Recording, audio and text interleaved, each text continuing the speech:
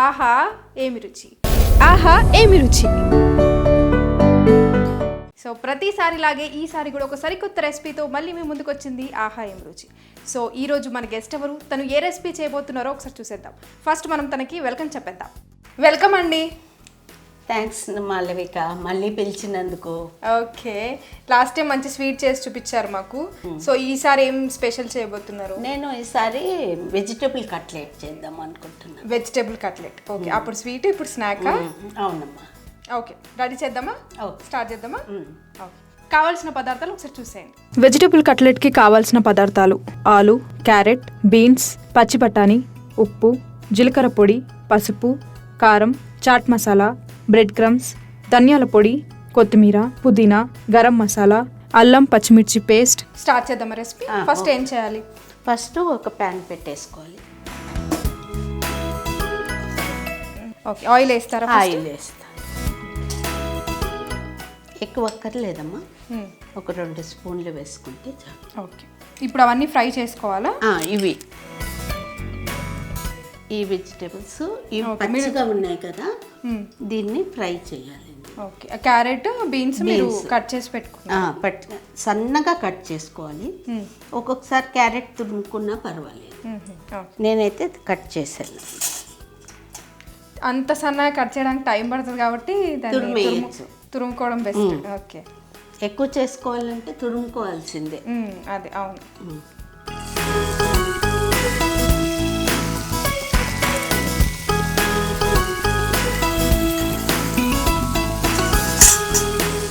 ఇప్పుడు vegetable cutlet అన్నారు కదా, సో వెజిటేబుల్ కట్లెట్ అంటే మనకి ఇంకేమైనా వేసుకోవచ్చా వెజిటేబుల్స్? ఇంకా వెజిటేబుల్స్ అంటే బీట్రూట్ ఒకటి, పచ్చి బఠానా యాడ్ చేశాను. ఇవి కొంచెం ఉడికించుకున్నారా మీరు? ఎక్కువ కాదు, ఉడికించా. అంటే ఒక 50% ఉడికించారా? అయితే ఇది ఏంటంటే మంచిగా వేగుతుందని. ఓకే, ముందే ఉడికించుకుంటే తొందరగా వేగిపోతుంది. ఇప్పుడు దీనికి సరిపడా, అన్నిటికీ సరిపడా ఉప్పు ముందే వేసేసి. ఓకే, మళ్ళీ పట్టకపోతే సరిపోతుంది. 1 స్పూన్ ఉప్పు అనుకోండి. ఓకే, కారం కూడా వేసేస్తున్నారు. కారం కూడా 1 స్పూన్ వేసాను. పసుపు కొద్దిగా. దీనికి మూత పెట్టేద్దాం. అంటే కలపరా? కలుపుతా.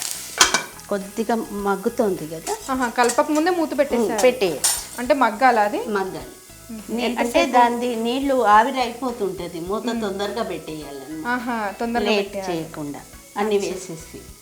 ఇప్పుడు ఆవిరి వచ్చేస్తుంది పైకి, అవి ఉడుకుతాయి. ఆవిరికి ఉడుకుతాయి. అచ్చా, మనం నీళ్ళు వేయట్లే కదా. అంటే కావాలంటే నీళ్ళు వేసుకోవచ్చా? కొంచెం వేసుకోవచ్చు. ఒకవేళ బీన్స్ అది ఉడకలేదు అనుకోండి, కొంచెం నీళ్లు చల్లుకోవచ్చు, చిలకరించాలి అంతే. కానీ ఎక్కువ వేయొద్దు, మళ్ళీ లూజ్ అయిపోతుంది, కట్లెట్ రాదు. అందుకు ఒకవేళ ఈ ఎండాకాలము ఉడకలేదు అనుకోండి బీన్స్, అప్పుడు కొంచెం నీళ్లు చిలకరించవచ్చు. ఇందులో వెజిటేబుల్ కట్లెట్ కదమ్మా, ఇప్పుడు మనం వేసినవి కాకుండా ఇంకా వేరేవన్నీ వేయలేరు. కానీ కాలీఫ్లవర్ ఉంటుంది కదా, చిన్న చిన్న పీసెస్ చేసి ఉడికించేయచ్చు. బీట్రూట్ తురిమి కూడా వేసుకోవచ్చు. ఓకే, అవన్నీ యాడ్ చేసుకోవచ్చు. ఇంకా వేరే ఏమి వేయకూడదు, అంటే బాగుండదు టేస్ట్. బీట్రూట్, కాలీఫ్లవర్ అయితే వేసుకోవచ్చు. క్యాబేజీ కూడా వేయరు ఎక్కువ, ఇవి మాత్రం వేస్తారు. ఇప్పుడు మనం ఇది మగ్గిందా చూసుకుందాం. ఓకే, మగ్గిపోయింది అంటే అది ఆవిరికే మొత్తం మగ్గుతుంది. ఒకవేళ మీకు అలా అనిపిస్తే కొంచెం నీళ్లు చిలకరించుకోవచ్చు. ఓకే, ఇప్పుడు ఇందులో అల్లం పచ్చిమిర్చి పేస్ట్ కొంచెం వేస్తాను. 2 కలిపి పేస్ట్ చేసేసాను. ఇది వేసిస్తాను. ఓకే, వేసి కొద్దిగా వేయించి మనం ఆలు కూడా వేసేయాలి, ఉడికిన ఆలు. ఓకే, ఆలుని మీరు ఉడికించి స్మాష్ చేశాను. మనము ఇలా తురుముకోవచ్చు. తురుముకుంటే ఇంకా మెత్తగా అయిపోతుంది. మొత్తం మెత్తగా ఉడికించేయాలి ఆలు. కుక్కర్లో పెట్టేయాలి.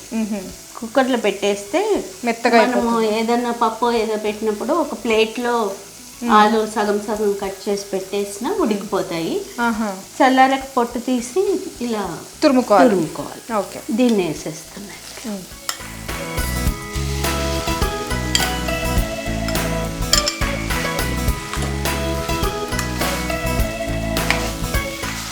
మళ్ళీ ఇప్పుడు దాన్ని కొంచెం ఫ్రై చేసుకోవాలా? ఎక్కువ ఫ్రై అక్కర్లేదు, ఎందుకంటే కలవాలి. ఆలు ఆల్రెడీ ఉడికిందే కాబట్టి కొంచెం కలర్ఫుల్గా ఉంది. Carrot, beans. ఇప్పుడు ఇందులో ఈ పౌడర్స్ అన్నీ యాడ్ చేసుకోవాలి. మీరు ఉప్పు కారం ఆల్రెడీ ముందే వేసేసారు. ఓకే, అంటే చాట్ మసాలా ఇవన్నీ పెట్టుకున్నాం కదా పక్కన, అవన్నీ యాడ్ చేయాలి. ఓకే, చాట్ మసాలా వేస్తున్నా. కొద్దిగా పులుపు వస్తుంది. చాట్ మసాలా వద్దు అనుకున్న వాళ్ళు నిమ్మకాయ కూడా పిండుకోవచ్చు, వాళ్ళ ఇష్టం. అంటే రీప్లేస్. ఓకే, ఇదో ధనియా పౌడర్,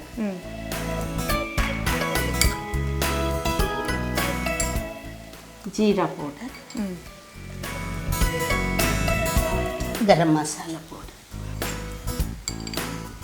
చాట్ మసాలా వేసారు కదా, మళ్ళీ గరం మసాలా ఎందుకు? అసలు గరం మసాలానే ఉండాలి. గరం మసాలా, చాట్ మసాలా నేను కొద్దిగా పులుపు కోసం కొంచెం వేస్తాను. ఓకే, లేదా నిమ్మకాయ పిండుకున్నా మనం ఓకే అనమాట. చాట్ మసాలాకు బదులు నిమ్మకాయ పిండుకోవచ్చు. ఓకే, ఇప్పుడు ఇది బాగా కలిపేసుకోవాలి. ఓకే, కొత్తిమీర, పుదీనా కూడా వేసేసుకో. ఓకే, సరిపోతుందా? దీన్ని స్టవ్ ఆఫ్ చేసేయాలా? అంటే ఇప్పుడు ఆ మసాలాలు పట్టడానికి ఏం ఫ్రై అవసరం లేదు? పట్టిపోతాయి. ఇట్లా కలుపుతున్నా కదా, మసాలాలు వేగాల్సిన అవసరం లేదు. ఓకే, మళ్ళీ ఇది మనం కట్లెట్లో వేగుతుంది కదా. అచ్చా, ఓకే.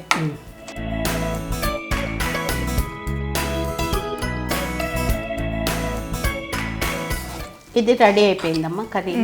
ఓకే, ఇది ఇక్కడ పెట్టేసుకోండి. కొంచెం చల్లార్చుకోవాలి. కొద్దిగా చల్లారాలి, ఎక్కువ కాదు. అంటే మనం చేతికి పట్టేయగలిగేంత కొంచెం గోరువెచ్చగా. ఈ లోపల ఇక్కడ ఒక పెనం పెట్టేసుకోవాలి. అయితే ఇందులోంచి కొంచెం కొంచెం తీసుకొని ఈ బ్రెడ్ ఇందులో పౌడర్ వేసేసుకోవాలి. ఇలా చల్లుకోవాలా? ఎక్కువ వేసి చల్లుకోవాలి. ఓకే, పడుతుందా? ఇందులో వేసేసుకోవచ్చు, ఏం కాదు. ఈ పక్కకి వేసేసి దీన్ని మనం ఇష్టం వచ్చిన షేపులో చేసుకోవాలి. ఓకే, కట్లెట్ కొందరు రౌండ్గా చేస్తారు, నేను ఓవల్ షేప్ ఎక్కువ చేస్తాను. ఎందుకు నాకు తెలీదు. మీకు తెలియకుండానే చేస్తా. అంటే గులాబ్ జామ్ కూడా చాలా మంది రౌండ్ చేస్తారు. అవును, నేను ఓవలే చేస్తా. అందుకు చెప్తున్నా. మీకు ఇష్టమా ఓవల్? ఏమో మరి. ఇలా చేసేసుకోవాలి. ఓకే, ఇలా చేసేసుకొని దీని మీద ప్యాన్ మీద పెట్టుకో. ఆయిల్ అవసరం లేదు. వేయాలి. కొద్దిగా ఆయిల్ దాని చుట్టూతో వేసేసుకోండి. దీంట్లో మనం ఎంత ఆయిల్ వేసామో చూసావు కదా, అందులో 2 స్పూన్లు చాలా తక్కువ పడుతుంది ఇది. ఓకే, ఇది మనకి హెల్దీ ఫుడ్ కిందనే మనం లెక్క వేసుకోవచ్చు. ఓకే, అంటే డీప్ ఫ్రై చేయట్లే కదా. అవును. సో ఈ బ్రెడ్ క్రమ్స్ తోని ఫ్రై చేసుకోవాలి. బ్రెడ్ క్రమ్స్ లేవనుకోండి, మనకి ఎక్కడ దొరకదు కదా, మెత్తగా ఉంటుంది బ్రెడ్. అవును, అట్లాంటి టైంలో ఏం చేయాలంటే రస్కులు దొరుకుతాయి కదా మనం, ఆ రస్కులు తెచ్చి ముక్కలు చేసి గ్రైండ్ చేయాలి. గ్రైండ్ చేసి పౌడర్ చేయాలి. Okay, oil వేసేసుకో.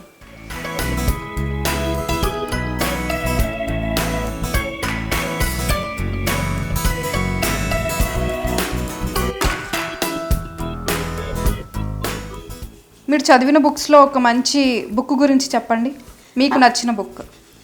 అంటే ప్లాసిబో అని ఒక బుక్, అంటే దాని గురించి నేను తెలుగులోనే చదివాను. అది ఇంగ్లీష్ బుక్ అనువాదం. ఓకే. జేమ్స్ రాబర్ట్ అనుకుంటా. ఓకే. యాక్చువల్లీ ఆయన డాక్టర్, ఈజ్ ఎ డాక్టర్. ఆయనకి ఏమవుతుందంటే యాక్సిడెంట్లో వెన్నుముక్క మొత్తం విరిగిపోతుంది. మొత్తం విరిగిపోయి బెడ్ రిడన్ అయిపోతాడు.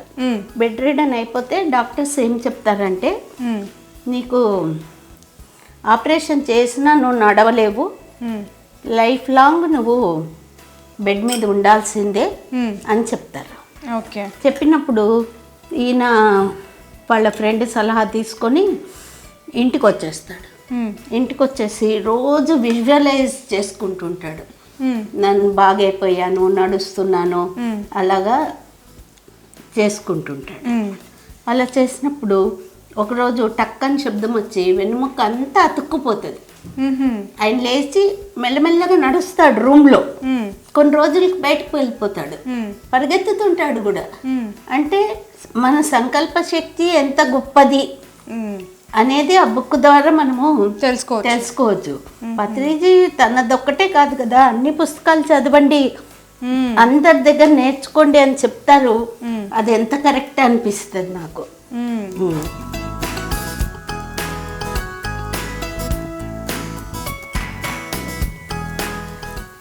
ఇప్పటి వరకు మీరు ఎన్ని బుక్స్ చదువుకుంటుంటారు? తెలియదమ్మా. తెలీదా? అంటే తెలియనట్టుగా అన్ని అంటే అట్లా కాదు, లెక్క పెట్టలేం కదా. అవునా? మరీ ఎక్కువ చెప్పేసాను అనుకో, అది ఎక్కువైపోతాయి, తక్కువ చెప్తే తక్కువ అయిపోతాయి. ఫస్ట్ చిన్నప్పుడు మాకు ఈ ఇంటి దగ్గర లైబ్రరీ ఉండేది, వాణి లైబ్రరీ. అయితే ఆ లైబ్రరీలో పుస్తకాలన్నీ చదివేశారు. అందులో ఎంఎస్కో వాళ్ళేదన్నమాట. రాజాజీ రామాయణము, రాజాజీ మహాభారతము. నాకు ఇంటర్కిను టీచర్ ట్రైనింగ్కి 2 years గ్యాప్ వచ్చింది. ఓకే.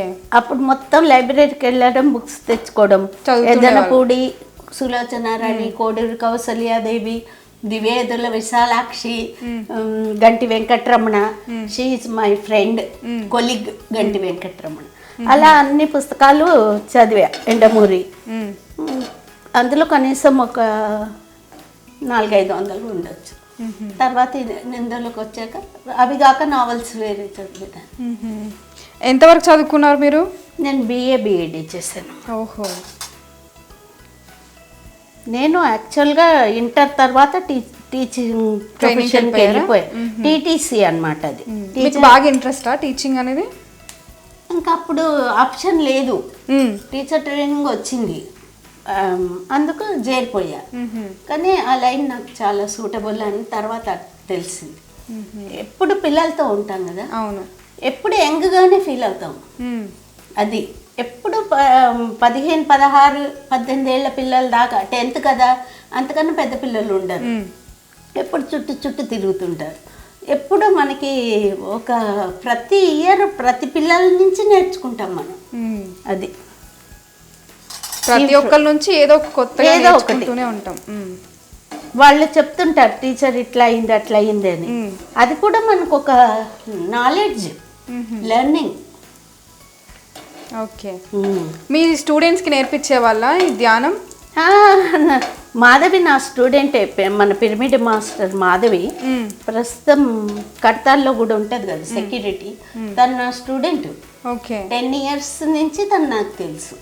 కానీ ధ్యానం నేను చెప్పగానే చేసింది తను అనమాట. మా స్కూల్లో నేను చేయించేదాన్ని. ఓకే. స్కూల్లో వేరే వాళ్ళు ఎవరు చెయ్యరు. మీ స్కూల్లో మీరు నేర్పించేటప్పుడు మీ పిల్లలు వినేవాళ్ళ, ఎంత తొందరగా రిసీవ్ చేసుకునే వాళ్ళ? టీచర్ కదా, భయానికైనా కూర్చున్నా. అయిపోయింది. అది సర్వ్ చేసుకుందామా? ఓకే, సర్వ్ చేసేయండి. అంటే 2 sides కాల్చుకుంటే సరిపోతుంది. సిమ్లోనే కాల్చుకోవాలి. మనకి ఇష్టం అనుకుంటే బటరు అట్లా కూడా వేసుకోవచ్చు. ఆయిల్కి బదులు బటరు, నెయ్యి, మన ఇష్టం, అది మన option.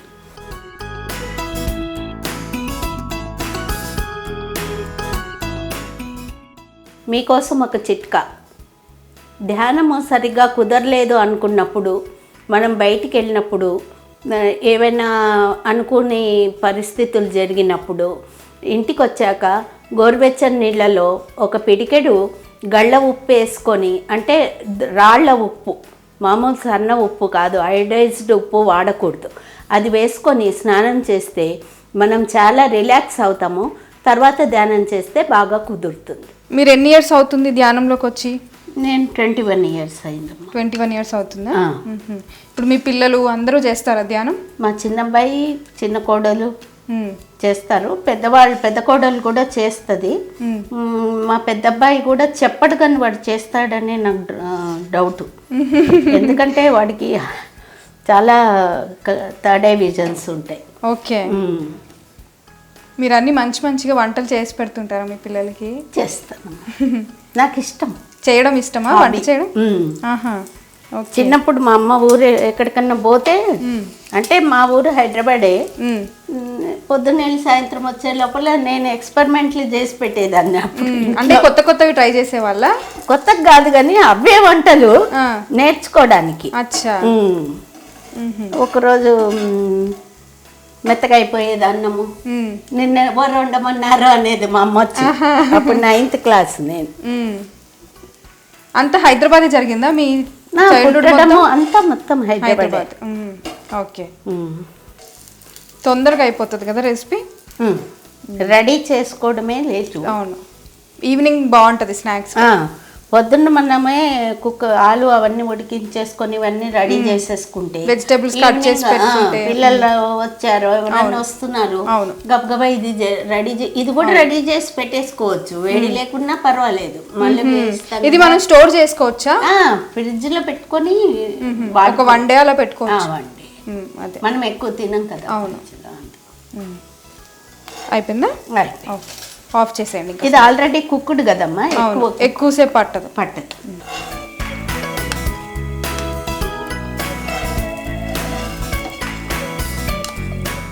Okay, vegetable cutlet ready. ఇది మనకి కెచప్తో తింటే బాగుంటుంది. టమాటా కెచప్. ఓకే, తీసుకోండి మీరు కూడా. నేను చేసింది నేను జడ్జ్ చేయలేను కదా, కానీ మీరు తినండి. ఓకే, చాలా బాగుంది. ఉప్పు కారం మీరు అన్నీ వేసారు కదా, బాగా బ్యాలెన్స్ అయింది, బాగా సరిపోయింది. చాలా టేస్టీగా ఉంది. థ్యాంక్ యూ సో మచ్ అండి, ఇంత మంచి రెసిపీ మాకు పరిచయం చేసినందుకు. సో ఇది అంటే ఈవినింగ్ స్నాక్ లాగా చాలా బాగుంటుంది, చిన్నపిల్లలకి పెడితే ఈజీగా తినేస్తారు. సో వెజిటేబుల్స్ తినని వాళ్ళు కూడా ఇలా యాడ్ చేసి ఫ్రై చేసి హ్యాపీగా కట్లెట్ లాగా చేస్తే బాగుంటుంది. థ్యాంక్ యూ సో మచ్ అండి, అవకాశం ఇచ్చినందుకు. పిఎంసికి కూడా థ్యాంక్స్ చెప్తాను. మీరు మాకు ఇంత మంచి రెసిపీ చూపించినందుకు కూడా చాలా థ్యాంక్ యూ. వెజిటేబుల్ కట్లెట్ తయారీ విధానం. ముందుగా స్టవ్ ఆన్ చేసి పాన్ పెట్టుకొని ఆయిల్ వేసుకోవాలి. ఆయిల్ హీట్ అయ్యాక కట్ చేసిన క్యారెట్, బీన్స్, ఉడికించి పెట్టిన పచ్చి బఠానీ వేసుకొని కలుపుకోవాలి. ఇప్పుడు ఉప్పు, కారం, పసుపు వేసి మూత పెట్టి మగ్గించుకోవాలి. తర్వాత అల్లం పచ్చిమిర్చి పేస్ట్ వేసి కలుపుకొని ఉడికించి స్మాష్ చేసిన ఆలు వేసి కలుపుకోవాలి. తర్వాత చాట్ మసాలా, ధనియాల పొడి, జీలకర్ర పొడి, గరం మసాలా పౌడర్ వేసి కలుపుకొని చివరిగా కొత్తిమీర, పుదీనా వేసి స్టవ్ ఆఫ్ చేసి మిశ్రమాన్ని చల్లారబెట్టుకోవాలి.